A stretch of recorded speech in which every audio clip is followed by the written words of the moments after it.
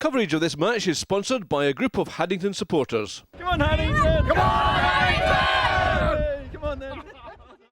This afternoon we're at the Greenyards for the Scottish Hydroelectric Cup semi-final between Melrose and Haddington. Haddington have already knocked out Premier One side West and last week saw off Division 2 champions Dundee. Melrose had a real tough one in the quarter-finals last week against Ayr, and they know that Haddington will be up for this one today. In the opening minutes, Melrose showing they were up for the attack, but equally Haddington rock solid in defence there. Look at that tackling. Ross Miller knocked back there. Ball staying alive. Worked out to Stuart Johnson. Getting closer and closer to the Haddington line. Scott McCormick popping it up again for John Dale. The referee Peter Allen spotted an offence, and after 4 minutes, Melrose on the board with that penalty by Scott White. And for the next 20 minutes it was all Melrose playing inside the Haddington half, forcing the visitors into terrific defence. Stuart Johnson having a dip there, but again knocked back by Haddington.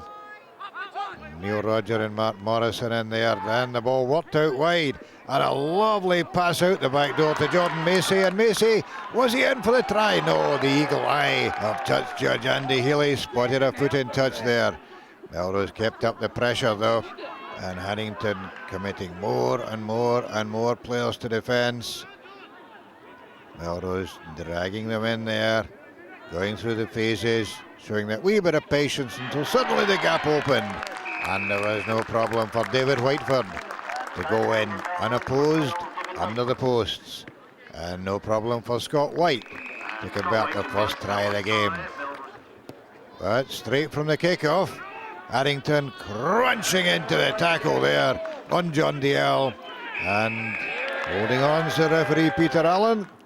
Haddington skipper Donald Snodgrass, no problem getting the visitors on the board.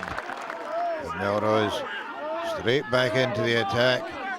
Jamie Peters pinching that one from Scott McCormick, and then looking quite upset when he was penalised for it.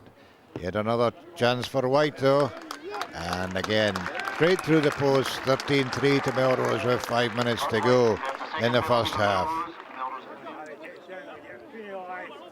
Haddington not wanting to go further behind, but a minute to go to half time. Stuart Johnson drive, laying it back for McCormick, pop up to Wayne Mitchell, snagged there by Craig Adam, and again McCormick has the ball nicked off him.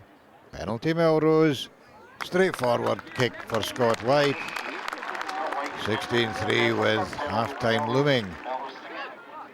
Haddington determined to get more on the board before that though, and a terrific break by Callum Mark, and hauled down just short of the line by John Dale. Still a chance there for Haddington. Mark Morrison popping it up there, but when the ball came back to second row Quinton Caulfield, he just found out quite how determined the Melrose defence could be as he was thumped back all the way to the 22. Haddington's last chance before the half-time whistle, with Melrose leading 16 points to 3. Coverage of this match is sponsored by a group of Haddington supporters. Come on, Haddington! Come on, Haddington! Come on then. 16-3, and Haddington knew they had a lot to do to get back into the game, but still pinned in their own half. Half break there by Donald Snodgrass. Too eager. Haddington diving over, said Peter Allen, and up steps Scott White. Penalty number 4, 8 minutes into the second half. 8 minutes later, Melrose still on the attack. Somebody looking for Scott McCormick's jersey as a souvenir there. Out by Wayne Mitchell. Referee Peter Allen already spotted the offence, and when nothing came of the move into midfield, back for the penalty. And was it going to be a nap hand for Scott White of penalties? It certainly was. And at 22 points to 3, an awful lot of ground for Haddington to make up. But as the game approached the final quarter, another penalty spotted by Peter Allen, this time for the visitors. Thank you very much to Jamie Peters. 58 minutes gone, 22 points to 6. Scrappy ball there, hacked on by Callum Coburn.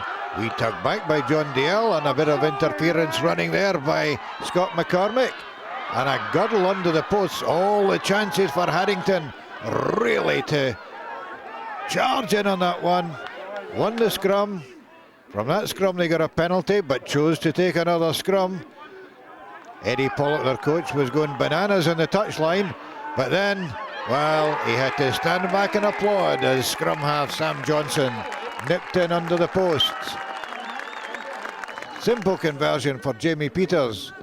22 points to 13. Haddington's right back in the game. And 18 minutes to go.